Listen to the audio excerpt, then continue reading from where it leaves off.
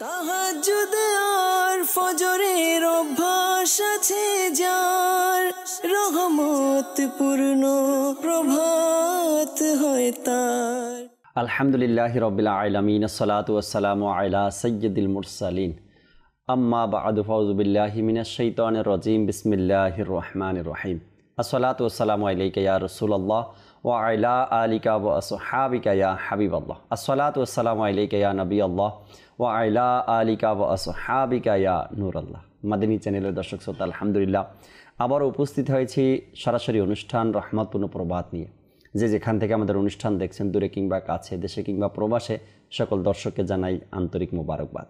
নবী আকরাম সাল্লাল্লাহু তাআলা আলাইহি ওয়াসাল্লামের আলিশান ফরমান, যে ব্যক্তি জুমার দিন আমার উপর ৮০ বার দুরূদ শরীফ পাঠ করবে, আল্লাহ তাবারক ওয়া তাআলা ওই ব্যক্তির ৮০ বছরের গুনাহকে ক্ষমা করে দিবেন। সল্লু আলাল হাবিব সাল্লাল্লাহু তাআলা আলা মুহাম্মদ সাল্লাল্লাহু তাআলা আলাইহি ওয়াসাল্লাম। দর্শক শ্রোতা, খুবই চমৎকার একটি বিষয় নিয়েছি আজকে আলোচনা করার জন্য, নেকির দাওয়াত দেওয়ার জন্য। মুসলমানের মধ্যে অহংকার যেন দূর হয়ে যায়, একে অপরের সাথে যেন ভালো এক সম্পর্ক গড়ে তুলতে পারে, একে অপরের প্রতি যেন এক হিংসা বিদ্বেষ অবহেলা না থাকে, এ বিষয় নিয়ে কিছু কথা আপনাদের সাথে শেয়ার করব। আজকের বিষয় অবজ্ঞা করা। অবজ্ঞা করা এই যে একটা বিষয় আমাদের সমাজে রয়েছে, একে অপরকে অবজ্ঞা করে থাকে মানুষ। অবজ্ঞার কয়েকটা নাম হয়ে থাকে, অর্থাৎ কয়েকটা নাম যদি আমরা দেখি অবজ্ঞার, তবে একটা কথাই হয় বাতিল করা, অর্থাৎ তাকে পছন্দ না, ভালো লাগে না, তাকে বাতিল করে দেয়া। উপেক্ষা করা, অস্বীকার করা, অগ্রাহ্য করা, অবজ্ঞা করা, তাচ্ছিল্য করা, তুচ্ছ তাচ্ছিল্য করা, অবহেলা করা, এ সকল কিছুরই একটা যে অর্থ আছে অবজ্ঞা। এই সকল নামগুলোর মধ্যে একটি নাম আছে অবজ্ঞা করা। আর অবজ্ঞা যাকে করা হয় সে জানে যে এই অবজ্ঞা করলে একজন মানুষের অন্তরে কতটা কষ্ট লাগতে পারে, কতটা কষ্ট সে পেয়ে থাকে।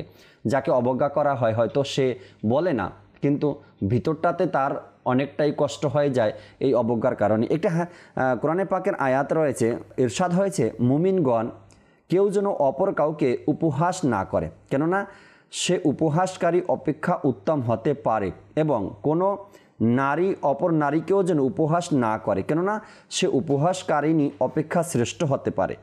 তোমরা একে অপরের প্রতি দোষারোপ করো না এবং একে অপরকে মন্দ নামে ডেকো না। যারা এমন কাজ করে থাকে তওবা করে নেওয়া উচিত। তো এই যে উপহাস করা, অবজ্ঞা করা, তুচ্ছ তাচ্ছিল্য করা, ছোট মনে করা, খারাপ মনে করা, বা তাকে এক প্রকারের অবহেলা করা, আমরা যেটাকে সহজ ভাষায় বুঝি অবহেলা করা। আর অবহেলা করার কারণেই কোনো ব্যক্তিকে নিয়ে উপহাস করা হয়, অবহেলা করার কারণেই, অবজ্ঞা করার কারণেই তাকে নিয়ে ঠাট্টা মশকরা করা হয়, তার কোনো কাজ নিয়ে ঠাট্টা মশকরা করা হয়, তার কোনো কথা নিয়ে ঠাট্টা মশকরা করা হয়। আজ সমাজের মধ্যে তো এর এক ভাইরাস শুরু হয়ে গেছে। কোনো ব্যক্তি সোশ্যাল মিডিয়াতে কোনো কথা বলছে, তার যে কোনো কারণে একটা কথা ভুল হয়ে গেছে, আর ওই ভুলটা নিয়েই আরও 10 জন সোশ্যাল মিডিয়াওয়ালারা এটাকে নিয়ে কাজ করছে, কন্টেন্ট বানাচ্ছে। কোন কন্টেন্ট এটা?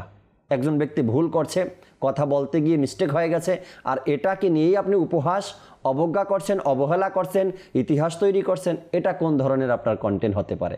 এমন কন্টেন্ট তৈরি করা দরকার যেটা থেকে মানুষ শিখতে পারে, বুঝতে পারে আর জানতে পারে। আজকের এই আলোচনা ইনশাআল্লাহ তাআলা যে বিষয় নিয়েছি, অবজ্ঞা করা, শুনবো কোরআনে পাকের মধ্যে আল্লাহ তাআলা কি ইরশাদ করেছেন অপর ব্যক্তিকে অবহেলা করার ব্যাপারে, এবং হাদিসে মোবারকার মধ্যে নবী আকরাম সাল্লাল্লাহু তাআলা আলাইহি ওয়াসাল্লাম কি ইরশাদে কারিমা করেছেন তাও জানার চেষ্টা করব, এবং অন্য হাদিসে পাকগুলো তুলে ধরার চেষ্টা করব। সাথে আছেন আমাদের শোয়েব ভাই। আমরা কোরআনে পাকের তেলাওয়াত শুনবো, এরপর ইনশাআল্লাহ তাআলা কিছু আলোচনা শুনে আবারও হামদে বারি তাআলা নাতে রাসূলের মুকবুলও শোনাবো আপনাদেরকে ইনশাআল্লাহ তাআলা। জি শোয়েব ভাই, কোরআনে পাকের তেলাওয়াত।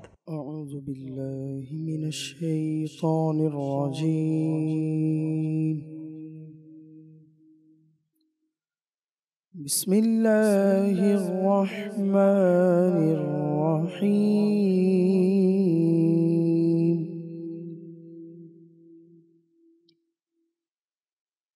فإذا قضيتم مناسككم فاذكروا الله كذكركم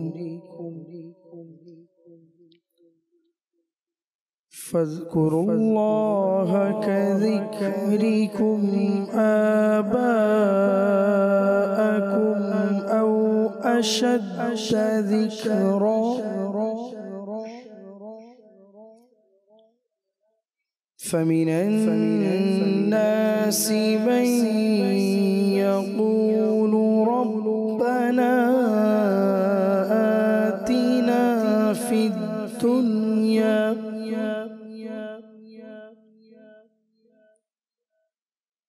ربنا آتنا في الدنيا وما له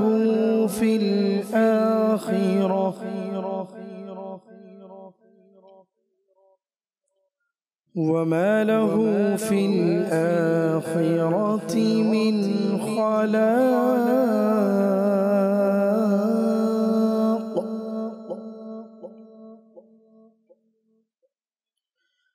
ومنهم من يقول ربنا آتنا في الدنيا حسنة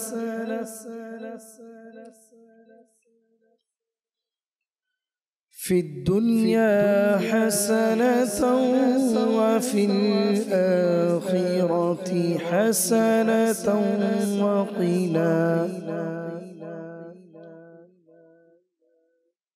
حسنة وقنا عذاب النار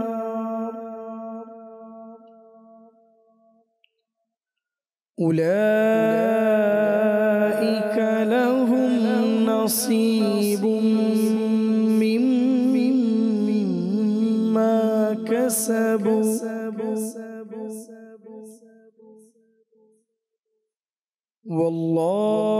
والله سريع الحساب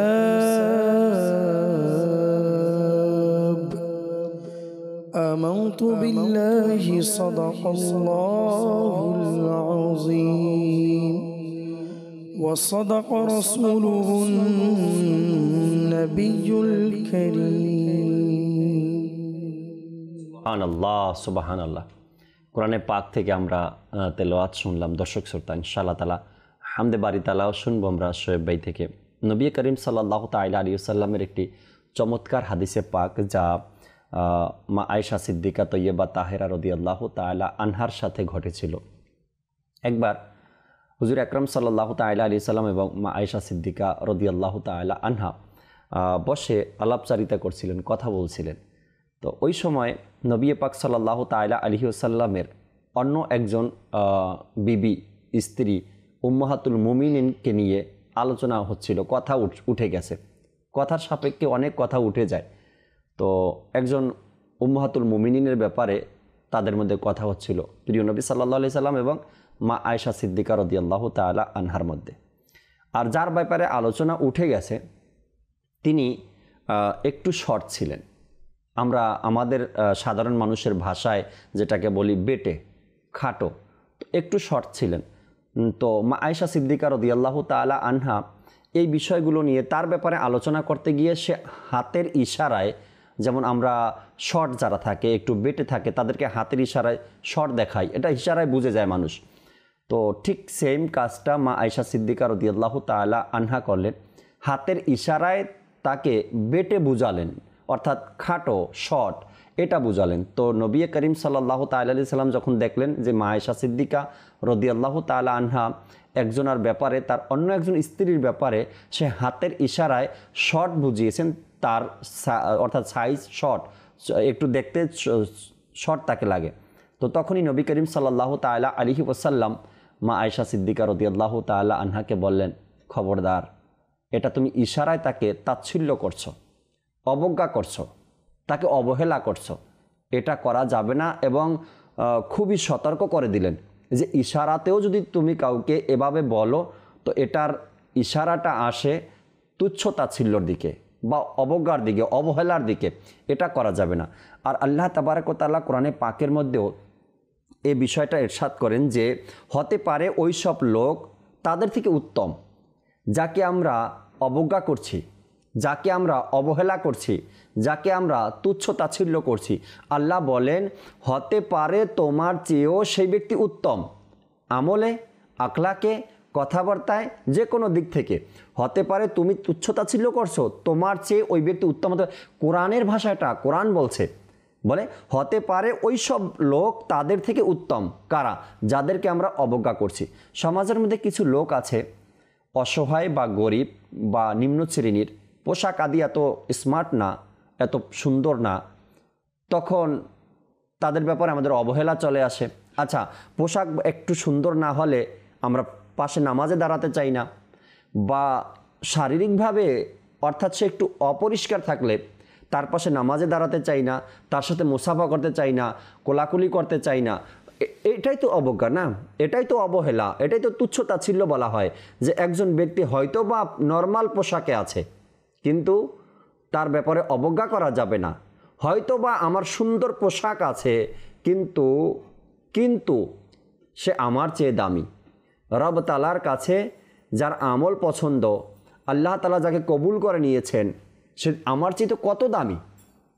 তো এই জন্য কোরআনে পাকের মধ্যে বলা হয়েছে হতে পারে ওইসব লোক তাদের থেকে উত্তম, যারা অবজ্ঞা করে, অবহেলা করে, তুচ্ছতাচ্ছিল্য করে, তাদের থেকে উত্তম। এজন্য কাউকে অবহেলা করা যাবে না, অবজ্ঞা করা যাবে না, তুচ্ছতাচ্ছিল্য করা যাবে না। সে যেমনই হোক না কেন, দেখতে কালো, দেখতে রং ভালো না, আল্লাহ তাআলার সৃষ্টি, হতে পারে তার কাছে আমার চেয়ে অনেক জ্ঞান বেশি আছে, সে আল্লাহ তাআলার দরবারে মকবুল আছে, এই জন্য তুচ্ছতাচ্ছিল্য করা যাবে না। আজকে আলোচনা করব ইনশাআল্লাহ তাআলা অবজ্ঞা করা নিয়ে। আরও সমাজের কিছু কথা তুলে ধরার চেষ্টা করব এবং কোরআন ও হাদিস থেকে কিছু আলোচনা ইনশাআল্লাহ তাআলা নিয়ে আসব। আগে আমরা হামদে বারি তাআলা শ্রবণ করি। সাল্লু আলাল হাবিব সাল্লাল্লাহু তাআলা আলা মুহাম্মদ সাল্লাল্লাহু তাআলা আলাইহি ওয়াসাল্লাম। সাল্লাল্লাহু আলাইকা ইয়া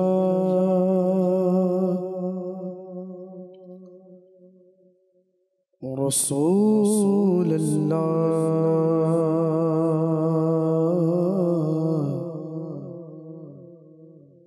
وسلم عليك يا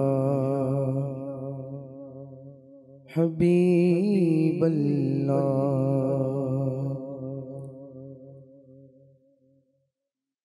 قسمت में मेरी चैन से जीना लिख दे, डूबे न कभी मेरा सफीना लिख दे। जन्नत तो ठिकाना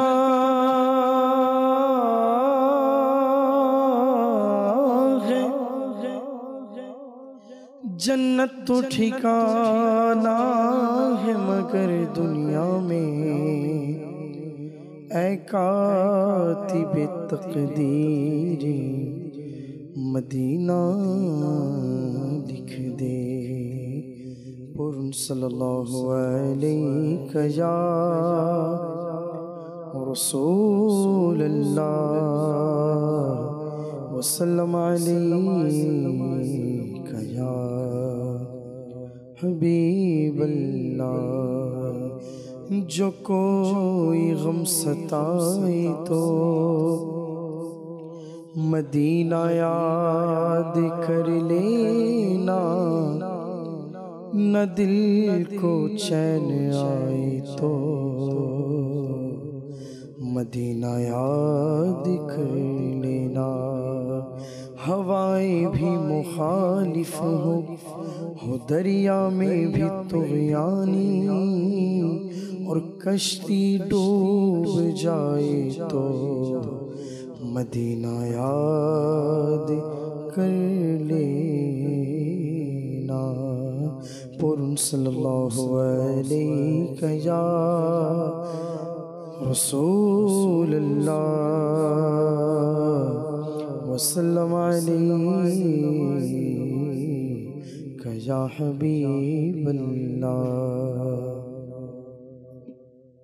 हाजी तब दरबारे खुदा, हाजी तब दरबारे मोरा, ओगो अल्लाह तुमी करो दा।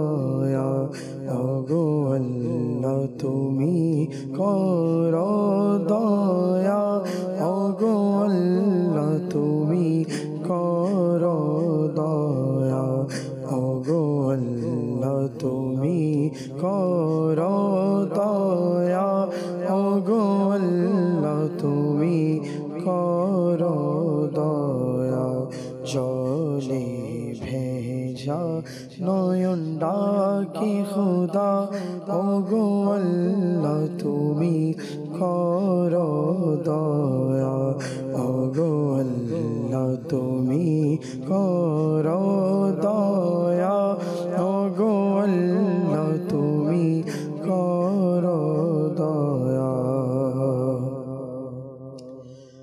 যাদেরকে তুমি ইনাম দিলে তাদের মাঝে শামিল করো মোরে যাদেরকে তুমি ইনাম দিলে তাদের মাঝে শামিল করো মোরে তাদের মাঝে শামিল করো মোরে হাশরে আমার লাজ রেখো খোদা হাশরে আমার লাজ রেখো খোদা ওগো আল্লাহ তুমি করো দয়া ওগো আল্লাহ তুমি করো দয়া ওগো আল্লাহ তুমি করো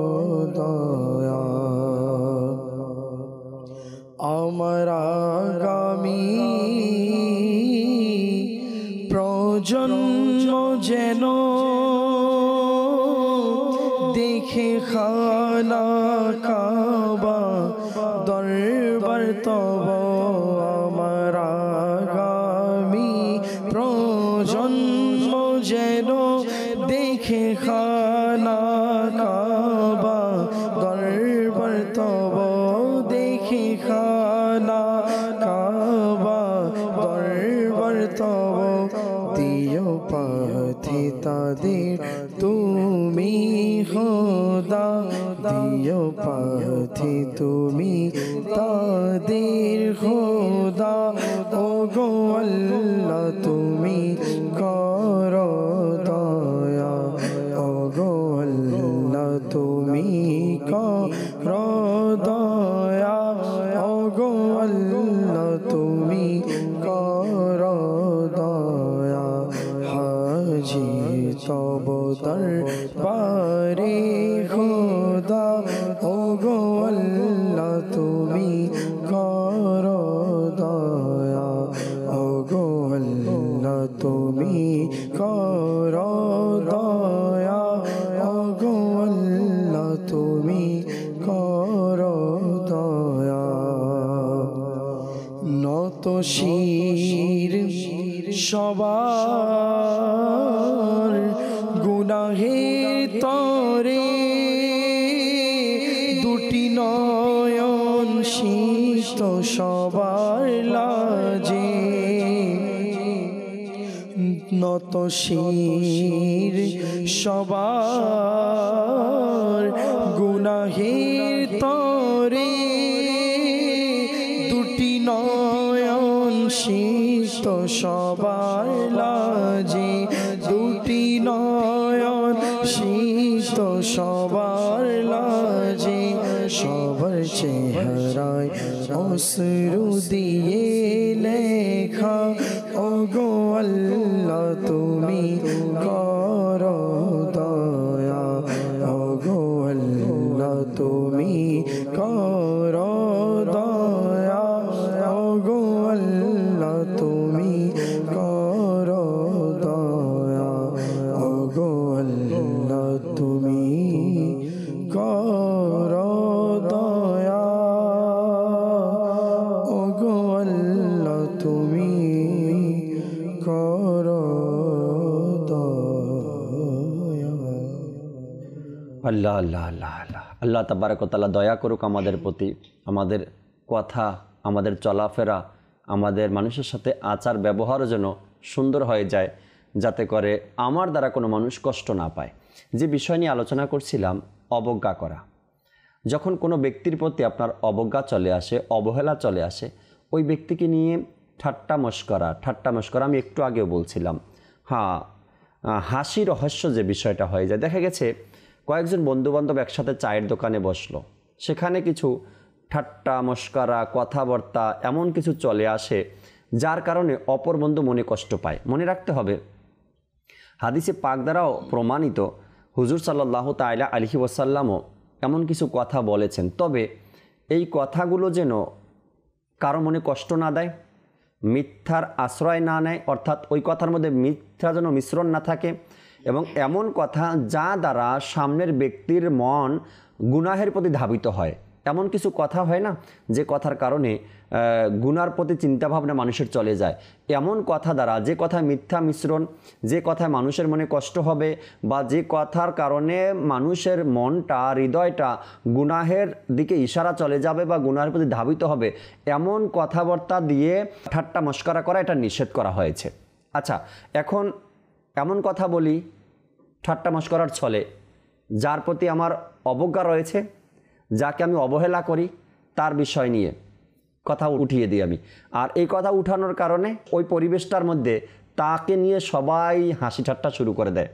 আমার কাছে সে তো অবজ্ঞার লোক, কিন্তু বাকি লোকেরা তো তাকে ভালো মনে করে। এখন আমি কি করলাম? আমি ওই অবজ্ঞার কারণে, অবহেলার কারণে, তুচ্ছ তাচ্ছিল্যতার কারণে আমিও তার এই যে দোষটা আছে বা তার মধ্যে যেই দুর্বলতা আছে সেটা সবার সামনে প্রকাশ করে দিলাম।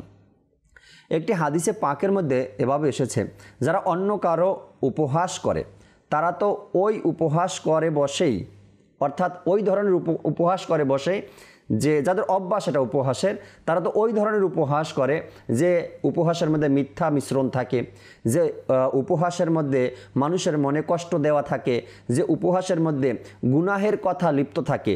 আর এই উপহাস করে নিজেরা নিজেদের জাহান্নামের দরজাগুলোকে খুলে দিচ্ছে। অপরদিকে উপহাস আবার এমনও হয় যার মধ্যে মিথ্যা মিশ্রণ নেই, যার মধ্যে গুনাহের কোনো শব্দ নেই এবং কোনো ব্যক্তি মনে কষ্টও পাবে না। এই উপহাস করাতে সামনের ব্যক্তিরা একটু মন খুশি হয়ে যায় এবং মুস্কি হাসারও তাদের একটা মাধ্যম হয়ে যায়।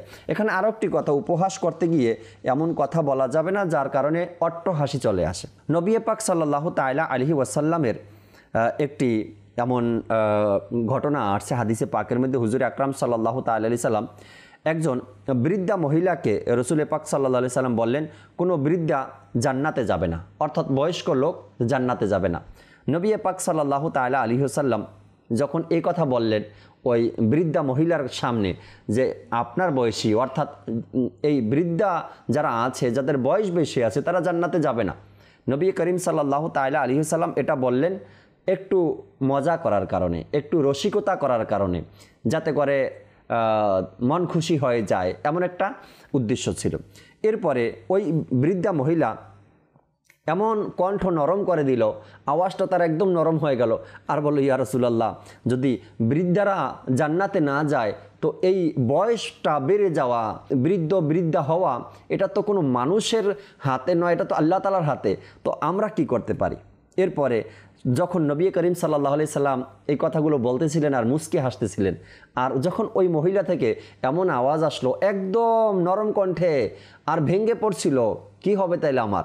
তো নবী করিম সাল্লাল্লাহু আলাইহি সাল্লাম তখন বললেন, আসল কথা হলো বৃদ্ধ অবস্থায় কেউ জান্নাতে যাবে না, অর্থাৎ জান্নাতে প্রবেশের সময় আল্লাহ তাআলা সকলকে যৌবন অবস্থা ফিরিয়ে দিবেন। এখন বুঝেন যে ওই লোকটার মধ্যে তখন কেমন একটা আনন্দ কাজ করতেছিল।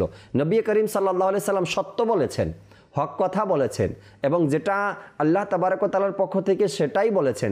কোনো বৃদ্ধ লোক জান্নাতে যাবে না, জান্নাতে যখন প্রবেশ করবে তখন যুবক বয়সটা ফিরে পাবে। এটা কিন্তু অবজ্ঞা ছিল না, অবহেলা ছিল না, বা তুচ্ছতাচ্ছিল্য ছিল না, শুধু ওই মহিলাকে একটু মজা দেওয়ার জন্য, খুশি করার জন্য, যে এই বয়স আপনার থাকবে না, জান্নাতে যাওয়ার সময় আপনি যুবতী হয়ে যাবেন। আরেকটি হাদিসে পাকের মধ্যে আসছে, শোয়েব ভাই, এক সাহাবী আসলেন নবী করিম সাল্লাল্লাহু আলাইহি সাল্লামের দরবারে, এসে বলেন, ইয়া রাসূলুল্লাহ, আমার একটা উট চাই, সওয়ারি করার জন্য, চলার জন্য, যাতায়াত করার জন্য একটি উট চাই। তো নবী করিম সাল্লাল্লাহু আলাইহি সাল্লাম বলেন, আমি তোমাকে উটের বাচ্চা দেব। তো এখন ওই সাহাবী বলেন, ইয়া রাসূলুল্লাহ, আমি বাচ্চা দিয়ে কি করব? আমার তো যাতায়াতের জন্য, সফরের জন্য একটা সওয়ারি দরকার, একটা উট দরকার। দেখেন, নবী করিম সাল্লাল্লাহু আলাইহি সাল্লাম কিন্তু এখানে সত্যটাই বলছেন, কিন্তু ওই সাহাবীকে একটু ঘুরিয়ে বলছেন যাতে করে সে একটু মন খুশি হয়ে যায় বা ভালো লাগে। অনেক সময় আমাদের মধ্যে হয় শোয়েব ভাই, যে কথা বলতে বলতে কাজ করতে করতে একদম আমরা অধৈর্য হয়ে যাই, তখন দুইজনে বসে যখন কথা হয়, এমন কিছু কথা হয় যার মধ্যে না মিথ্যা থাকে, না এর মধ্যে কারো মনে কষ্ট হয়, না কারো গীবত হয়, না অট্ট হাসির কোনো কথা হয়, এগুলা জায়েজ রয়েছে। তো নবী করিম সাল্লাল্লাহু আলাইহি সাল্লাম ওই সাহাবীকে বললেন, ইয়ার আমি আপনাকে উট দিব, যে উটে আপনি সওয়ারি করতে পারবেন, সেই উটটাও কোনো না কোনো উটনির বাচ্চা। নবী করিম সাল্লাল্লাহু আলাইহি সাল্লাম একটু ঘুরিয়ে বললেন যে আমি তোমাকে তো উট দিবই, যে উটে তুমি সওয়ারি করতে পারবে, উপযুক্ত বয়স হয়েছে তার, কিন্তু সেও তো কারো না কারো বাচ্চা। এই জন্য নবী করিম সাল্লাল্লাহু আলাইহি সাল্লাম বললেন আমি তোমাকে একটি উটনির বাচ্চা দিব। কিন্তু সাহাবী বুঝতে পারেননি, রহস্য বুঝতে পারেননি। সে বললেন আমি উটনির বাচ্চা দিয়ে কি করব, আমার তো বড় উট দরকার যাতে আমি সওয়ারি করতে পারি, চলতে পারি, যাতায়াত করতে পারি। তো এই ধরনের কথাগুলো নবী করিম সাল্লাল্লাহু আলাইহি সাল্লামের দেখেন, এর মধ্যে না মনে কষ্ট দেওয়া ছিল, না কারো গীবত ছিল, না মিথ্যার আশ্রয় ছিল, না অবহেলা ছিল, না অবজ্ঞা ছিল। কিন্তু আমরা এইগুলোই করতে চাই, কিন্তু হয়ে যায় অবজ্ঞা, হয়ে যায় অবহেলা, হয়ে যায় মনে কষ্ট দেয়া, হয়ে যায় হারাম কাজ, নাজায়েজ পর্যন্ত হয়ে যায়। কিন্তু আল্লাহ নবী সাল্লাল্লাহু আলাইহি সাল্লাম নাজায়েজ বলেছেন কোনো ব্যক্তিকে অবজ্ঞা করা এবং তার মনে কষ্ট দেয়া। অবজ্ঞা যখন তার প্রতি চলে আসে, অবহেলা চলে আসে, তখন যে কোনো কথায়, যে কোনো কাজে ওই ব্যক্তিকে আমরা কষ্ট দিয়ে বসে থাকি। সাধারণত ঘরের একটা ছেলে, সে উপার্জন নাই তার, বা চাকরি হচ্ছে না, বা চাকরি পায় না, বা একটু সে দুর্বল বলতে শারীরিকভাবেও দুর্বল হতে পারে, মানসিকভাবেও দুর্বল হতে পারে। তখন এই ব্যক্তির প্রতি ঘরের সকল সদস্যের এক অবহেলা চলে আসে, অবজ্ঞা চলে আসে। আচ্ছা, এমন যদি না হয় প্রতিবন্ধী, তার হাত নেই, সে কানে শুনে না বা চোখে দেখে না, অবজ্ঞা চলে আসে তার প্রতি, কি হবে একে দিয়ে, কি করবে সে তো দেখতেই পারে না, সে শুনতেই পায় না, তার হাত নেই, তার পা নেই, কি করবে, কি করে খাবে, সে সকলের বোঝা হয়ে গেছে। এই যে এক অবজ্ঞার দৃষ্টিতে কথাগুলো বলতে থাকা, এই কথা যদি সে শুনে কেমন লাগবে বলেন? অনেক সময় এগুলো আমাদের কাছেও আসে, এমন অভিযোগ শোয়েব ভাই আমাদের কাছেও আসে যে ঘরের মানুষই তো দাম দেয় না, ঘরের মানুষই তো জিজ্ঞাসা করে না, ঘরের মানুষই তো অবজ্ঞা করে, ঘরের মানুষই তো অবহেলা করে, আর যাবো কোথায়? এমনটা করা উচিত নয়। আপনার ভাই হোক বা বোন হোক বা আপনার সন্তান হোক, সবাইকে বলি আমি এটা, এমন অবহেলা যেন আমরা কারো প্রতি না দেখাই, না করি। একটা মানুষের মন তখন কোথায় চলে যায়? ঘরেই যদি তার আস্থা না থাকে, ঘরেই যদি তার ভালোবাসার মানুষগুলো অবজ্ঞা করে, ঘরে যারা সবচাইতে বেশি আপন পৃথিবীতে তারাই যদি তাকে অবহেলা করে, তো বলেন এই লোকটা যাবে কোথায়, কার কাছে যাবে? তখন সে ওই রাতের অন্ধকারে বালিশ ভিজাবে চোখের পানিতে, আর কিছু করার থাকবে না। তো এমনটা যেন আমরা না করি, অবজ্ঞা অবহেলা থেকে যেন আমরা নিজেকে বাঁচাই। যে সে যেমনই হোক, প্রতিবন্ধী, চোখে দেখে না, কানে শুনে না, উপার্জন কম, একটু সাহস দেই, উৎসাহ দেই, ভালোবাসা দেই, পাশে থাকি, হয়তোবা সে অনেক কিছু করতে পারবে আল্লাহ তালার দয়া ইনশাআল্লাহ তাআলা। আমরা নাতে রসুলের মকবুল সাল্লাল্লাহু আলাইহি সাল্লাম শুনি, এরপর দর্শক আপনাদের কল SMS-গুলো অনুষ্ঠানে নেওয়ার চেষ্টা করবেন ইনশাআল্লাহ তাআলা। জি শোয়েব ভাই, কালাম শুনিয়ে দিন আমাদেরকে। সাল্লু আলাল হাবিব সাল্লাল্লাহু তাআলা আলা মুহাম্মদ সাল্লাল্লাহু তাআলা আলাইহি ওয়াসাল্লাম। কাছে ডেকে নাও প্রিয় নবী, তব দিদার দাও প্রিয় নবী, কাছে ডেকে নাও প্রিয় নবী, তব দিদার দাও প্রিয় নবী, কাছে ডেকে নাও প্রিয় নবী, তব দিদার দাও প্রিয় নবী। আমায় কাছে ডেকে নাও না মদনী মদিনে ওয়ালে, প্রেমের সুধা পান করাও না মদনী মদিনে ওয়ালে। যখন হবে তোমার দিদার তখন ঈদ হবে আমার, আমার স্বপনে এসো না মদনী মদিনে ওয়ালে, কাছে ডেকে নাও প্রিয় নবী, তব দিদার দাও প্রিয় নবী, তব দিদারে ঈদ আমার, তব দিদারে ঈদ আমার, আকা তব দিদারে ঈদ আমার। হবে কি তোমার দিদার ইয়া রাসূলুল্লাহ সে আশায় রয়েছি আমি গুনাহগার ইয়া রাসূলুল্লাহ তোমায় যদি না দেখি কি কাজে দুই আঁখি যে আমার দেখা দাও উম্মতের দরদি দয়াবান ইয়া রাসূলুল্লাহ তব দিদারে ঈদ আমার আকা তব দিদারে ঈদ আমার তব দিদার দাও তব দিদার দাও আকা তব দিদার দাও প্রিয় নবী তব দিদার দাও প্রিয় নবী হাসরে যেন মুখে থাকে হাসরে যেন মুখে থাকে আকা হাসরে যেন মুখে থাকে আমারে বাঁচাও আমারে বাঁচাও আকা আমারে বাঁচাও প্রিয় নবী আমারে বাঁচাও প্রিয় নবী গুম্বদে খজরার ছায়া তলে গুম্বদে খজরার ছায়া তলে আকা গুম্বদে খজরার ছায়া তলে আমায় রেখে নাও আমায় রেখে নাও আকা আমায় রেখে নাও প্রিয় নবী আমায় রেখে নাও প্রিয় নবী গুনাহের সাগরে ডুবে আছি গুনাহের সাগরে ডুবে আছি আকা গুনাহের সাগরে ডুবে আছি উদ্ধার করো উদ্ধার করো আকা উদ্ধার করো প্রিয় নবী উদ্ধার করো প্রিয় নবী কাছে ডেকে নাও প্রিয় নবী তব দিদার দাও প্রিয় নবী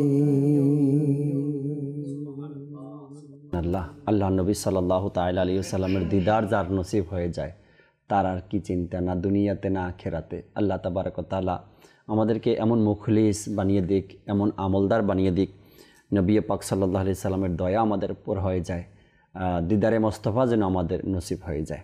দর্শক শ্রোতার কিছু কল আছে, কলগুলো শুনবো এবং এই অবজ্ঞা নিয়ে আরও কিছু চমৎকার আয়াতে কারিমার তর্জমাও শোনাবো আপনাদেরকে। হাদিসে পাকও আমরা ইনশাআল্লাহ তাআলা আপনাদের সাথে শেয়ার করার চেষ্টা করবেন ইনশাআল্লাহ তাআলা। যে কিছু কল শুনিয়ে দিন আমাদের। মানিকগঞ্জ থেকে মোহাম্মদ রাকিবুল ইসলাম বলছিলাম। আমি 3 লাখ শুনতে চাইছিলাম মাদানী মদিনা ওয়ালে। আচ্ছা, মাদানী মদিনা ওয়ালে শোয়েব ভাই আমাদের সাথে আছেন, নোট করে নেন, দর্শকের অনুরোধ শোনাবো আমরা ইনশাআল্লাহ তাআলা। জি, পরবর্তী কল। রাজশাহী থেকে। আপনাদের অনুষ্ঠান ভালো লাগছে, খুব প্রায় দেখি অনুষ্ঠান, খুবই ভালো মাশাআল্লাহ। আমাদের জন্য দোয়া করবেন যেন আমরা মাদানী চ্যানেল প্রতিদিন দেখতে পারি। মাশাআল্লাহ, দোয়া করি সবসময় মাদানী চ্যানেলের সাথেই থাকুন, মাদানী চ্যানেল দেখুন, আল্লাহ চাই ইনশাআল্লাহ তাআলা অনেক কিছু শিখতে পারবেন, বুঝতে পারবেন। পরবর্তী কল দেন। আমি মোহাম্মদ আসলাম দিনাজপুর থেকে বলছি। আমি একটি কালাম শুনতে চাই, সবচেয়ে আওলা ও আলা আমারা নবী। জি জি, ইনশাআল্লাহ তাআলা শোনাবো, সাথেই থাকুন, যেহেতু শোয়েব ভাই আছে কালাম তো শুনবোই আমরা। পরবর্তী কল। মনির হোসেন, শরীয়তপুর। আমি আপনাদের এই চ্যানেল দেখি, খুব সুন্দর চ্যানেল। আর ইসলামিক যে বিবরণ খুব ভালো, ওই চ্যানেল দেখে আসলে আমার পরিবারও অনেকটা নিয়ন্ত্রণে আসছে আগে থেকে, আর অনেক মানুষও। তারপর আমি তো মাশাআল্লাহ, নিজেও দেখেন, পরিবারকেও দেখান, আল্লাহ তালা কবুল করেন ইনশাআল্লাহ তালা। এভাবে করেই পরিবর্তনশীল আমাদের মধ্যে চলে আসবে। মানুষ বলতেই পরিবর্তনশীল। হয়তো ধোকায় পড়ে আছি আমরা বা খারাপ কাজের সাথে লিপ্ত হয়ে গেছি, ইনশাআল্লাহ তালা হয়ে যাবে ঠিক। পরিবেশের দরকার, আর এই পরিবেশ মাদানী চ্যানেল। ঘরে বসে আমরা পরিবর্তন হওয়ার এক মাধ্যম পেয়েছি মাদানী চ্যানেল। আল্লাহ তালা কবুল করেন। পরবর্তী কল দেন। চট্টগ্রাম মানবরা থেকে রফিক আফতারি বলছিলাম। একটা নাচ শুনতে চেয়েছিলাম, প্রিয় মদিনা দূরে যাব কেমন করে। মাশাআল্লাহ, এটাও শোনাবো আপনাদেরকে। 3টা নাতের অনুরোধ আসছে, ইনশাআল্লাহ তালা শোনাবো। পরবর্তী কল। খুলনা বিভাগ শরণখোলা থানার সুন্দরবন সংলগ্ন থেকে। আমার নাম মোহাম্মদ জাহাঙ্গীর পহলান। আমি মাদানী চ্যানেল সবসময়ের জন্য মন দিয়ে দেখি, আমার ফ্যামিলি সবাইকে দেখতে বলি। আমি 2 বছর হয়েছে টিভি কিনছি, সেই থেকে চ্যানেলটা পাওয়ার পর থেকেই আমি দেখি। দোয়া করেন আমার জন্য। কবুল করেন, আল্লাহ তালা ভালো রাখুক আপনাকে। আপনি সবসময় মন দিয়ে মাদানী চ্যানেল দেখেন, আল্লাহ তালা কবুল করেন মাশাআল্লাহ। যাবো একটু পরে শোয়েব ভাইয়ের কাছে। আরও কিছু কমেন্টস আসছে, এগুলো পরে নেই। শাহাদাত ভাই লেখলেন, আসসালামু আলাইকুম। ওয়ালাইকুম আসসালাম রহমতুল্লাহ বারাকাতু। আমার জন্য দোয়া করবেন, আমি একটু শারীরিকভাবে অসুস্থ আছি। শাহাদাত ভাইয়ের জন্য দোয়া করি, আল্লাহ তালা আপনাকে ভালো রাখুক। যে সমস্যার কথা আপনি লিখেছেন, আল্লাহ তালা অতি তাড়াতাড়ি আপনাকে সুস্থ করে দিক। এরপরে বাবুল ভাই, মোহাম্মদ বাবুল আত্তারি, নোয়াখালী থেকে অনুষ্ঠান তিনি দেখছেন।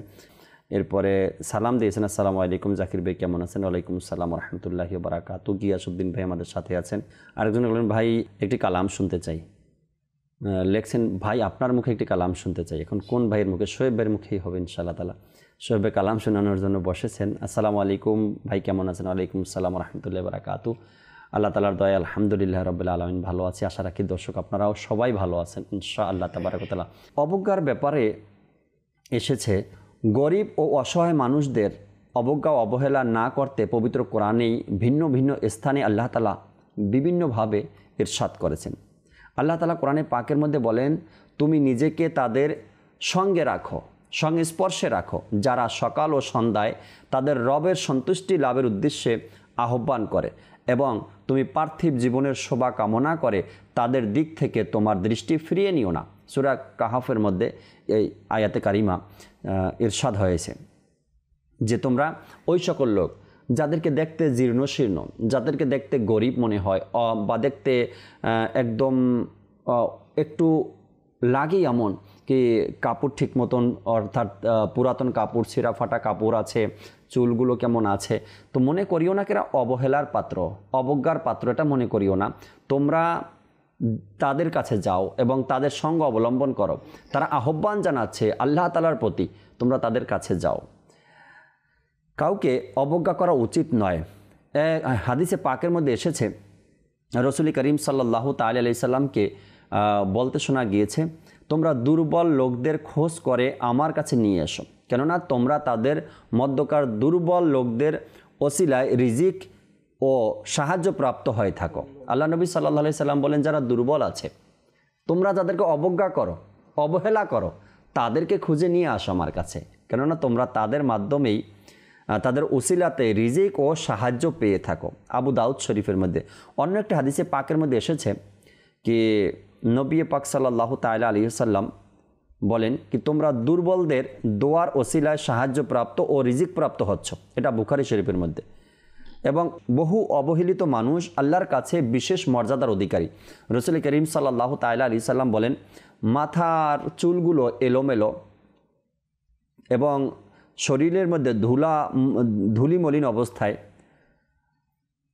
এবং দুইটা কাপড় যে পরিধান করছে সেটাও এত পরিষ্কার না যেন লোকেরা তাকে সম্মান করবে, অথচ সে আল্লাহর নামে শপথ করে ওয়াদা করলো তিনি তা সত্যি পরিণত করেন। অর্থাৎ যে ব্যক্তিকে আমরা অবহেলা মনে করি, অর্থাৎ ছিঁড়া ফাটা কাপড় দেখে, পুরাতন কাপড় দেখে অবহেলা করি, অবজ্ঞা করি, কিন্তু যার প্রতি লোকেরা দৃষ্টিপাত করে না, অথচ সে আল্লাহর নামে শপথ করে ওয়াদা করলো তিনি তা সত্য পরিণতি করেন, অর্থাৎ তাকে তিনি আল্লাহ তাআলার দরবারে কবুল, মকবুল।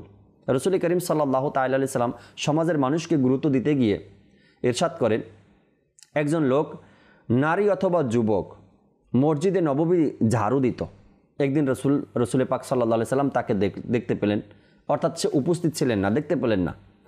তিনি ওই নারী যুবকের কথা এখানে এসেছে, ওই যুবকটির খোঁজ নিলেন। মসজিদে নববী ঝাড়ু দিতেন, কিন্তু একদিন হঠাৎ তাকে দেখা গেল না। না দেখে নবী করিম সাল্লাল্লাহু আলাইহি সাল্লাম ওই যুবকটির খবর নিলেন, খোঁজ নিলেন। লোকেরা বলল সে তো ইন্তেকাল করেছে। নবী করিম সাল্লাল্লাহু আলাইহি সাল্লাম বললেন, তোমরা আমাকে জানালে না কেন? বর্ণনাকারী বলেন, লোকেরা ওই যুবকের বিষয়টি তুচ্ছ ভাবে নিয়েছিল। যে লোকটি মসজিদে নববী ঝাড়ু দিত, মানুষরা তাকে তুচ্ছভাবে নিয়েছিল। তখন নবী করিম সাল্লাল্লাহু আলাইহি সাল্লাম বলেন, তাকে কোথায় কবর দেয়া হয়েছে, আমাকে দেখাও। তারা তাকে নবী করিম সাল্লাল্লাহু আলাইহি সাল্লামকে কবর দেখিয়ে দিলেন। তখন নবী করিম সাল্লাল্লাহু আলাইহি সাল্লাম কবরের কাছে গেলেন, জানাজার সালাত আদায় করেন। অতঃপর বলেন, এ কবরগুলো এর অধিবাসীদের জন্য ঘন অন্ধকার ভরা ছিল, আর আমার নামাজ আদায়ের ফলে আল্লাহ তাআলা এগুলোকে আলোকিত করে দিয়েছেন। বুখারী শরীফের হাদিস এটাও। তো যাদেরকে আমরা অবহেলা করি, তুচ্ছ তাচ্ছিল্য করি, জানি না আল্লাহ তাআলার দরবারে কে প্রিয়। হয়তো আপনিও জানেন না, আমিও জানি না, কেননা আমাদের সাধারণ দৃষ্টি, এই দৃষ্টিতে ওই লোকগুলো ধরা পড়ে না, তাদেরকে দেখা যায় না। আসলেই বাস্তব। আবার অনেক স্মার্ট, দেখতে খুব সুন্দর, কাপড়ও খুব পরিষ্কার, আর একদম নিউ কাপড় পরে আসছে। অন্তরে যদি অহংকার থাকে, তিল পরিমাণ, সরিষার দানা পরিমাণ, হাদিসে পাকে আসছে না শোয়েব ভাই, যার অন্তরে সরিষার দানা পরিমাণও যদি অহংকার ভিতরে থাকে, সে জান্নাতে প্রবেশ করবে না। অপর একটি হাদিসে পাকের মধ্যে আসছে, যে ব্যক্তির অন্তরের মধ্যে সরিষার দানা পরিমাণ ঈমান থাকবে, সে জাহান্নামে প্রবেশ করবে না। তো দুইটার বিষয় কেমন না, একদম দেখেন না। আমি খুব স্মার্ট হয়ে আসলাম, কাপড় পোশাক খুব সুন্দর, একদম নিউ পোশাক পরে আসলাম, হ্যাঁ, সবাই আমার দিকে তাকিয়ে আছে, সবাই আমাকে দেখছে, কিন্তু অন্তরের মধ্যে যার্রা পরিমাণ, সরিষা পরিমাণ যদি অহংকার থাকে, তো আমার আর জান্নাতে যাওয়া হলো না। আর যে ব্যক্তি জীর্ণশীর্ণ অবস্থায়, যে ব্যক্তি কাপড়গুলো দেখলেই মনে হয় ময়লা, হ্যাঁ, এবং শরীরের অবস্থা, চেহারার অবস্থা দেখলেই মনে হয় যে সে একদম অবহেলিত, দেখতেই মনে হয় গরিব, কিন্তু আল্লাহ তাআলা ইমানের নূর তার অন্তরে দিয়ে রাখছে, তো সে আমার চেয়ে কত মর্যাদাপূর্ণ ব্যক্তি, আল্লাহ তাআলা তাকে কত মকবুল করেছেন, আল্লাহ তাআলার দরবার সে প্রিয়। তো এখন বলুন তো, এই যাকে আমরা অবজ্ঞা করেছি, অবহেলা করলাম, অনেক সময় এই অবহেলাটা শোয়েব ভাই কাজের লোকের সাথে হয়ে যায়। ঘরের কাজের লোক, বাড়ির কাজের লোক, শহরে তো খুব কম হয়, গ্রামে এগুলো হয়। আমি দেখেছি ছোটোবেলাতে কাজের লোক রাখা হয় আপনার বাড়ির কাজকর্ম করার জন্য, গরু দেখার জন্য, ছাগল দেখার জন্য, পানি আনার জন্য, রাখাল বলে এদেরকে। তো রাখাল হিসেবে রাখে, কিন্তু সব কাজগুলো করে। আর শহরেও এগুলো এখন অ্যাভেলেবেল হয়ে গেছে, বিভিন্ন পেপার পত্রিকায় দেখা যায় কি কাজের লোকের সাথে কেমন অত্যাচারগুলো করা হয়, অবহেলা করা হয়, অবজ্ঞা করা হয়, তুচ্ছ তাচ্ছিল্য করা হয়। স্বামী স্ত্রী কোনো রেস্টুরেন্টে গেল খাবার খাওয়ার জন্য, তো কাজের লোকটা সাথে করে নিয়ে গেল ব্যাগ রাখার জন্য, হয়তো বা বাচ্চা রাখার জন্য। তারা যে টেবিলে বসে খাবার খাচ্ছে, কাজের লোকটা পাশের টেবিলে বসে আছে, খাবার দেয়নি তাকে, এমন একটা পত্রিকার মধ্যে আসছে। আবার এমনও পাওয়া যায় কি মারধর করা, অত্যাচার করা, এরপরে সেখান থেকে কিছুদিন তো অনেক এমন ভাইরাল হয়েছে কি এমন লোকগুলো যাদেরকে অবহেলা করা হয়, অত্যাচার সহ্য করতে না পেরে ঘর থেকে চলে গেছে, অর্থাৎ নিচে পড়ে গেছে ঝাঁপ দিয়ে ছাদ থেকে, এমনও দেখা গেছে। আবার পালিয়ে চলে গেছে, অনেক ঘটনা এমন ঘটে আমাদের সমাজে।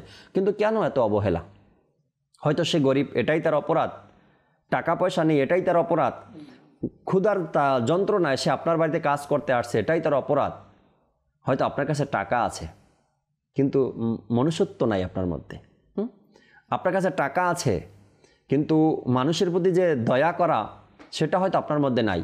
হাদিসে পাকের মধ্যে আসছে না, দয়া করো, দয়া করা হবে। তো আমরা হয়তো ভাই হাদিসে পাক বারবার শুনিও, তারপরে মনে থাকে না। দয়া করো, দয়া করা হবে।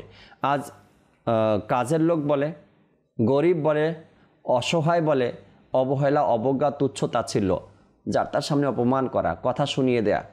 এতক্ষণ পর্যন্ত যে আয়াতে কারিমা, হাদিসে মোবারকা শুনলাম, তো শিক্ষা অর্জন করি। অবহেলা যেন কারো প্রতি না দেখাই, সে ছোট হোক বা বড় হোক, গরিব হোক বা ধনী হোক, যে যেমন সম্মান পাওয়ার তাকে তেমনই সম্মান দেন। আমি এটা বলি না কি আপনার ঘরে হাই কোয়ালিটির মেহমান আসছে, হ্যাঁ, হাই সোসাইটির মেহমান আসছে আর আপনি আপনার কাজের লোককে তার পাশের সোফাতে বসিয়ে দেন, আমি এটা কখনো বলিনি। আমি বলছি যে যতটুকু সম্মান পাওয়ার উপযুক্ত তাকে ততটুকু সম্মান কমপক্ষে আপনি দেন। এটা তো হতে পারে না আপনার ঘরে হাই সোসাইটির মেহমান আসছে, তার সামনে আপনি কাজের লোককে যা তা ব্যবহার করলেন, শুনিয়ে দিলেন।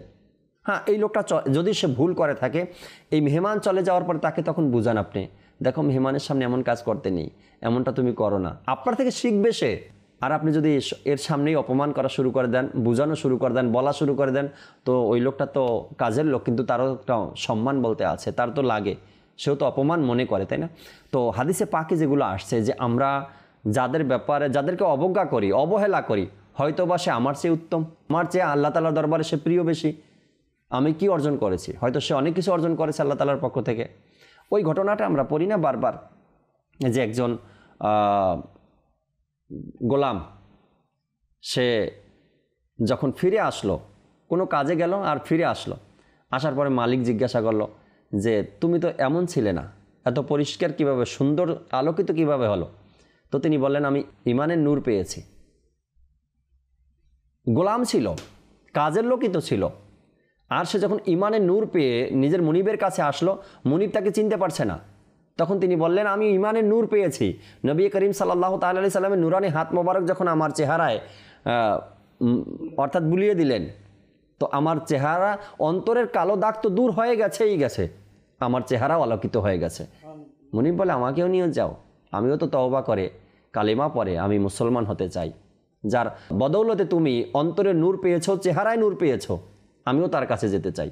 হয়তোবা আমাদের দৃষ্টিতে সে গরিব, হ্যাঁ বাহ্যিক পক্ষে অর্থাৎ দেখতে পারি আমরা অর্থ নাই, টাকা নাই, গরিব, দিনমজুর, কিন্তু তাদের নামাজ কাজা হয় না, দিনমজুর, হকভাবে উপার্জন করে, হালাল উপার্জন করে, হালাল খায়, আর এর পিছনেই তো এত বরকত, আর এর জন্যই তো সে আল্লাহ তাআলার দরবারে প্রিয়।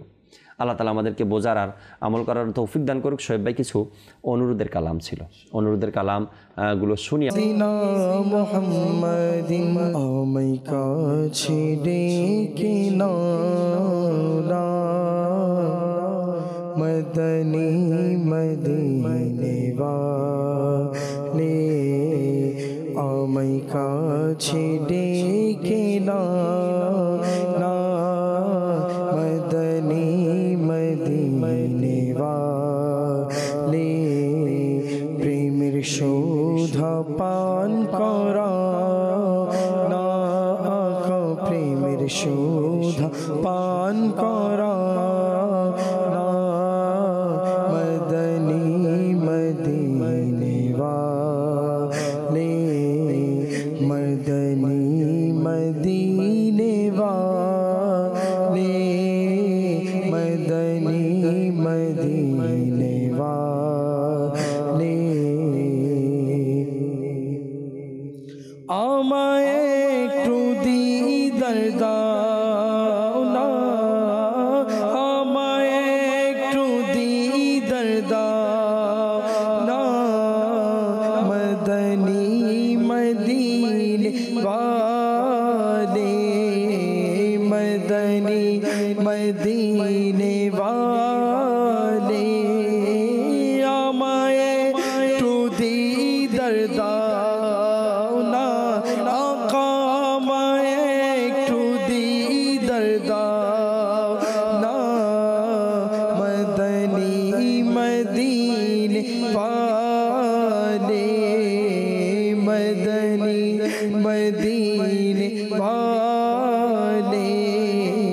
হোক হৃদয় তোমার ঠিকানা, আকা হোক হৃদয় তোমার ঠিকানা, মদনী মদিনে ওয়ালে। হোক হৃদয় তোমার ঠিকানা, মদনী মদিনে ওয়ালে। যখন হবে তোমার দিদার, যখন হবে তোমার দিদার, আকা যখন হবে তোমার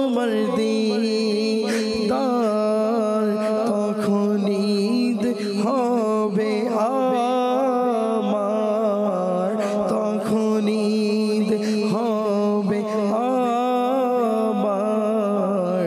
আমার স্বপ্নে এসো না মদনী মদিনে পালে, আমার স্বপ্নে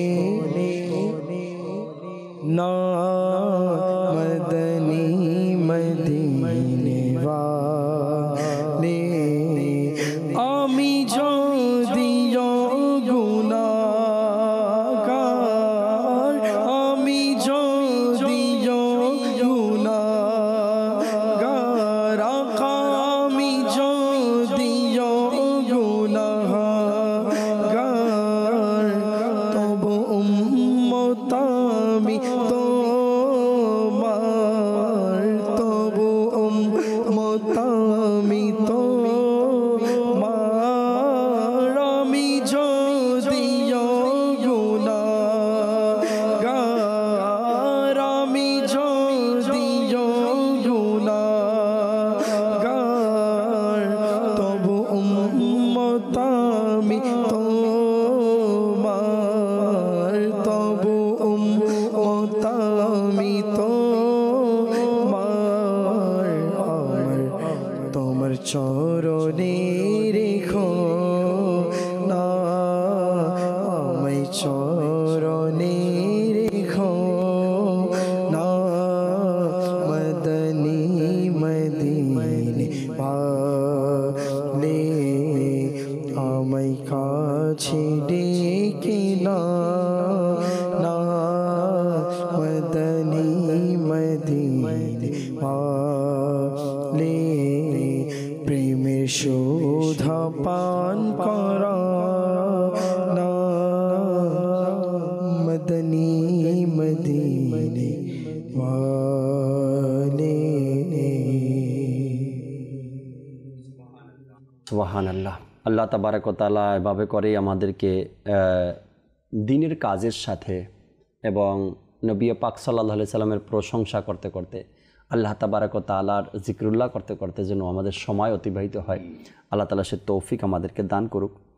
আল্লাহ তাবারক ওয়া তাআলা মানুষকে কত কিছু নিয়ামত দিয়ে সৃষ্টি করেছেন, যা কোরআনে পাকের বনি ইসরাইলের মধ্যে ইরশাদ করা হয়েছে। সৃষ্টির শ্রেষ্ঠ জীব মানুষ। আল্লাহ পাক মানুষকে বিশেষ জ্ঞান দান করেছেন, যা অন্য কোনো সৃষ্টিকে দান করেননি। জ্ঞান বিজ্ঞানের এই শ্রেষ্ঠত্বের কারণে মানুষকে আশরাফুল মাকলুকাত বা সৃষ্টির সেরা জীব বলা হয়। আল্লাহ কোরআনে পাকের মধ্যে বলেন, নিশ্চয়ই আমি আদম সন্তানকে মর্যাদা দান করেছি। আমি তাদেরকে স্থলে ও জলে চলাচলের বাহন দান করেছি, তাদেরকে উত্তম জীবনযাপন প্রদান করেছি এবং তাদেরকে অনেক শ্রেষ্ঠ বস্তুর উপর শ্রেষ্ঠত্ব দান করেছি। যেখানে আল্লাহ তাবারক ওয়া তাআলা এই মানুষকে এত সম্মান মর্যাদা দান করেছেন, সেখানে আমরা কিভাবে অবজ্ঞা করি? আমি যেভাবে একজন মানুষ বান্দা, আর একজন মানুষ সেও মানুষ, আর সেও আল্লাহ তাআলার বান্দা। জানি না আল্লাহ তাআলা কার থেকে কখন কোন পরীক্ষা নেয়। আল্লাহ তাআলার পানা, এই পরীক্ষা দিতে গিয়ে জানি না কখন ফেঁসে যাই।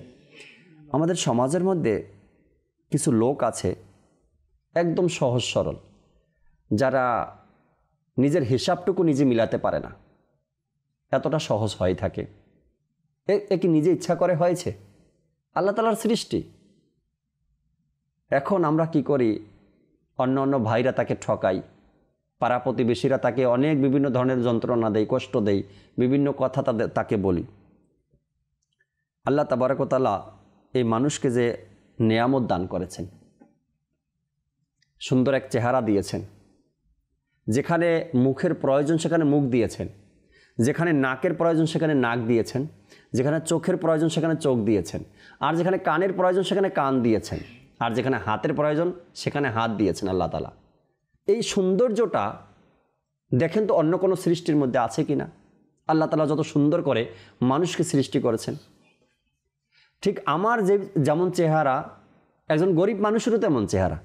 আমার যেমন চেহারা, ঠিক একই সিস্টেমের বানানো একজন বড় লোকেরও চেহারা, কিন্তু আল্লাহর সৃষ্টি দেখুন, কারোর সাথে কারো মিল নেই। কারো সাথে কারো মিল নেই। হয় না যমজ সন্তান হয়, মানুষ বলে কোনো মিল নেই, বেশি বের করা যায়, যতই চেষ্টা করুন না কেন। দেখবেন যেহেনি আজমাইশের মধ্যে 2 বছর আগে আব্দুল হাবিব ভাই একটি সেগমেন্ট নিয়েছিল যে যমজ যমজ একই চেহারার লোক উপস্থিত করা এবং তাদের থেকে কিছু তাদের অ্যাক্টিভিটিস দেখা, কিন্তু তাদের মধ্যেও মিল পাওয়া যায় না, অর্থাৎ কোনো না কোনো জায়গাতে একটু বেমিল আছে। লক্ষ কোটি মানুষ পৃথিবীতে আসছে, বিদায় নিচ্ছে, আসছে গেছে, আরও আসবে, একের চেহারা অপরের সাথে মিল নেই। আমার কথা বলে অনেক সময় আমাদের ফয়জানের মদিনার যে ইমাম সাহেব ছিল কারি আরাফাত আত্তারি, অনেক দর্শক বলে আমার চেহারা নাকি ওনার মতো, কিন্তু হাজারটা ব্যবধান আছে, বুঝছেন না? তো আমার বলার উদ্দেশ্য, আমার যেমন 2টা কান, চোখ, নাক, মুখ আল্লাহ তাআলা দান করেছেন, ঠিক একজন গরিব মানুষকেও দান করেছেন। আল্লাহর বানানো, আল্লাহর সৃষ্টি, কিভাবে তাকে অবহেলা করি, কিভাবে অবজ্ঞা করি, আল্লাহ তাআলাই ভালো জানেন। একটি ঘটনা এভাবে এসেছে কিতাবের মধ্যে, একজন লোক শোয়েব ভাই ক্লিন শেভ প্যান্ট শার্ট পরা অবস্থায় অফিসে যাচ্ছে, আরেকজন লোক ঘরের মধ্যে বসে কোরআনের পাকের তেলাওয়াত করছে। যে তেলাওয়াতকারী তার মুখে দাড়ি আছে, মাথায় টুপি আছে, পাঞ্জাবি আছে। যে লোকটা রাস্তা দিয়ে অফিসে যায় সে প্যান্ট শার্ট পরা, মুখে দাড়ি নেই, ঘরের মধ্যে কোরআনের পাকের তেলাওয়াত করছে। দেখেন উত্তম এবং যাদেরকে অবহেলাও করি মাঝে মধ্যে তাদের অবস্থা দেখেন। যে ব্যক্তি তেলাওয়াত করছে সে এক জায়গাতে গিয়ে জবরের জায়গায় জের পরে দিছে, জের উচ্চারণ করে দিছে, অর্থাৎ সে ভুল উচ্চারণ করছে। যে ব্যক্তি প্যান্ট শার্ট ক্লিন শেভ অফিসের দিকে যাচ্ছে, ওই ঘরের পাশ দিয়ে যখন যেতে লাগলো, ওই কোরআনে পাকের তেলাওয়াতের আওয়াজ তার কানে আসছে যে সে ভুল পড়ছে, ছিল প্যান্ট শার্ট পরা। সে বাহির থেকে বলল, ভাই আপনি যে আয়াতে কারিমা এখন পড়ছেন এখানে এই শব্দটা আপনার ভুল হয়েছে, এখানে জের হবে না, এখানে জবর হবে। আমি একটা উদাহরণ দিলাম যে অবহেলা করি আমরা, অবজ্ঞা করি আমরা, তুচ্ছ তাচ্ছিল্য করি। কে জানে আমার চেয়ে ভালো তেলাওয়াত করে, কে জানে আমার চেয়ে দীর্ঘ সময় সেজদায় থাকে, কে জানে আল্লাহ তাবারক ওয়া তাআলা তার প্রতি এমন রাজি খুশি আছে যেটা আমার প্রতি নেই। তো এই জন্য এগুলো আমরা ছেড়ে দেই, হৃদয়টাকে বড় করি, মনটাকে প্রশস্ত করে দেই। আমি খারাপ, হ্যাঁ আমি হয়তো বা আল্লাহ তাআলার দরবারে সবচাইতে বড় নাফরমান, আমার চেয়ে আর কেউ নেই। তো এভাবে অনেক মানুষের ক্ষমাও হয়ে গিয়েছে। একজন ইন্তেকালের পূর্বে বললেন যে হয়তো আল্লাহর জমিনে আমি সবচেয়ে বড় নাফরমান, আমার চেয়ে আর কেউ নাফরমান নেই। এই কথা বলতে বলতেই তার ইন্তেকাল হয়ে গেছে। কোনো ব্যক্তি স্বপ্নে দেখে জিজ্ঞাসা করলেন, আল্লাহ তাআলা কেমন আচরণ করেছে আপনার সাথে? ওই ব্যক্তি বলল, সারা জীবনে কি করেছি সেটা তো পরের কথা, ইন্তেকালের সময় যে আমি আল্লাহ তাআলার রহমতের প্রতি ভরসা রেখেছিলাম আর বলেছি কি আমি মনে হয় পৃথিবীতে গুনাহগার ব্যক্তি, নাফরমান ব্যক্তি, আর সব নেককার, সব ভালো, যত গুনাহ সব মনে হয় আমি করেছি, তো আল্লাহ তাআলা মাফ করে দিয়েছেন। আর এক ব্যক্তির ব্যাপারে আসছে যে যখন সে শুনলো জাহান্নামের আলোচনা, জাহান্নামের মধ্যে এত ভয়ভীতি, তো সে দোয়া করল, আল্লাহ এই সকল নেককারদেরকে তুমি জান্নাতে দিয়ে দাও, ওই যে জাহান্নাম বানিয়েছো তুমি ওটাতে শুধু আমাকে রাখো, আর আমার বডিটা এত বড় করে দাও আমি ছাড়া যেন কেউ জাহান্নামে প্রবেশ করতেই না পারে। তোমার এই দয়ার বান্দারা তোমরা যে এত সুন্দর করে বানিয়েছো, এই নেককার লোকেরা, তারা তো নেককার, গুনাহগার তো আমি, আল্লাহ আমার বডিটা এত বড় করে দাও যাতে আমি জাহান্নামটা ভরে ফেলতে পারি, আর কেউ যেন না যেতে পারে জাহান্নামে। এরা তো কত সুন্দর বান্দা, তোমার নেককার বান্দা। তো আল্লাহ তাআলা এর উসিলায় তাকে মাফ করে দিয়েছেন। এই যে কথাগুলো বলছে এর কারণে তাকে মাফ করে দিয়েছেন। তো অবজ্ঞা যাদেরকে করি, অবহেলা যাদেরকে করি, জানি না তাদের মধ্যে কি আছে, হ্যাঁ তাদের মধ্যে কোন বিশেষত্ব আছে যার কারণে আল্লাহ তার রাসূলের দরবারে মকবুল। হ্যাঁ আর একটা উদাহরণ আমি দিয়ে দেই, হয়তো বা একদম বাস্তব আপনাদের কাছে। যে লোকটার ব্যাপারে আমরা অবহেলা করি, গরিব লোক, অবজ্ঞা করি, তুচ্ছ তাচ্ছিল্য করি, আমার চোখের সামনে দিয়ে সে মদিনায় চলে গেছে। আছে না শোয়েব ভাই? হাজার ঘটনা আছে, হাজার ঘটনা আছে আপনার বাড়ির সামনে, আপনার এলাকাতে, যাকে কেউ জানতো না, কেউ চিনতো না, কেউ জিজ্ঞাসাও করতো না, এত অবহেলিত ছিল, এত অবজ্ঞা করত, কিন্তু একদিন খবর শুনছেন না ওই গরিব লোকটা চলে গেছে মদিনাতে, আল্লাহ নবী ডাক চলে আসছে। জানি না কোন বিশেষত্ব তার মধ্যে আছে। তো এই কারণে ভাই এই অবজ্ঞা করার কারণে নিজের মধ্যে অহংকার সৃষ্টি হয়ে যায়। মানুষকে যখন অবজ্ঞা করবেন, অবহেলা করবেন, তুচ্ছ তাচ্ছিল্য করবেন, তখন নিজের মধ্যে অহংকার চলে আসবে, আর এই অহংকার নিয়ে তো জান্নাতে যাওয়াই যাবে না। জান্নাত প্রবেশ করতে দিবে না আপনাকে। জান্নাতে প্রবেশ করাই অসম্ভব, যে অহংকার যদি থাকে হৃদয়ের মধ্যে, অন্তরের মধ্যে। তো আল্লাহ তাআলা আমাদেরকে ক্ষমা করে দিক, মাফ করে দিক। আমরা মানুষের প্রতি যেন ভালোবাসা প্রদর্শন করতে পারি, সম্মান প্রদর্শন করতে পারি, মানুষকে যেন সাথে নিয়ে চলতে পারি, অবজ্ঞা যেন না করি, অবহেলা যেন না করি, তুচ্ছ-তাচ্ছিল্য যেন না করি। সে হোক গরিব, হোক বড়লোক, হোক প্রতিবন্ধী, যেমনই হোক না কেন তার সাথে যেন আমরা একটু ভালো আচরণ করি। আল্লাহ তাআলা আমাদেরকে বোঝার এবং আমল করার তৌফিক দান করুক। আমিন বিজাহিন নবিল আমিন সাল্লাল্লাহু আলাইহি সাল্লাম। ইনশাআল্লাহ তাআলা আগামীকাল সকালে আবারও নতুন একটি বিষয় নিয়ে আপনাদের সামনে রহমতপূর্ণ প্রভাত এই অনুষ্ঠানে উপস্থিত হব। ততক্ষণ পর্যন্ত মাদানী চ্যানেলের সাথেই থাকুন। সাল্লু আলাল হাবিব সাল্লাল্লাহু তাআলা আলা মুহাম্মদ সাল্লাল্লাহু তাআলা আলাইহি ওয়াসাল্লাম। তাহাজ্জুদ আর ফজরের অভ্যাস আছে যার, রহমত পূর্ণ প্রভাত হয় তার।